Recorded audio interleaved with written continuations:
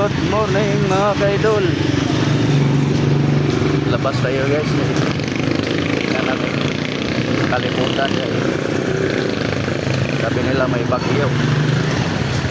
Wala naman bagyo. Wala nga ulan dito sa Pasig. Tuyo ang kalsada guys. Oh, diba? May iba naman sabi umulan kaya para lumamig ang panahon. Nasa wala namang ulan. Yung tuyo.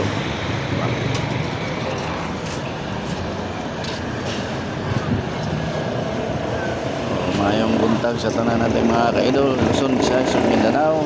Ingat dyan. Nakihan sa bagyo. Bago ng pintura yung tindahan mo tiya.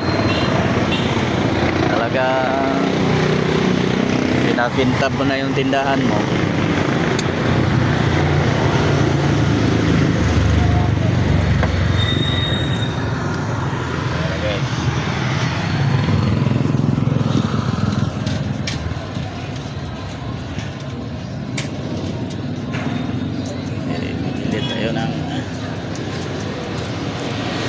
So, dito na lang bote na yan. Ma'am, pwede pa po Kuya John.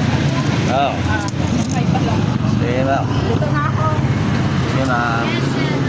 Bibili ng Ariel kay maglaba ko kay wala namang bagyo eh. Wala. Sa Ilocos nga walang ulan eh. Walang ulan. Nag-comment nga taga Ilocos, taga Isabela. Wala mang ulan dito. Sabi pa. May bagyo. Wala namang ulan sa Isabela. Isa lang.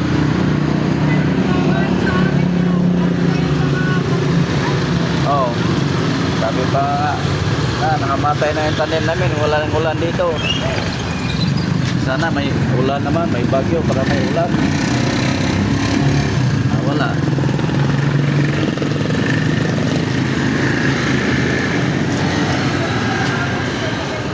Wala, nalusaw eh.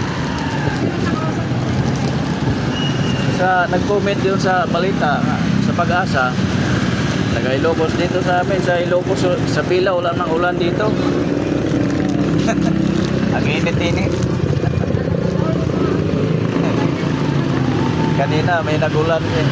May nag-comment eh, nagla-live. Ala, may ulan na dito, malakas. So, asa may ulan ma'am?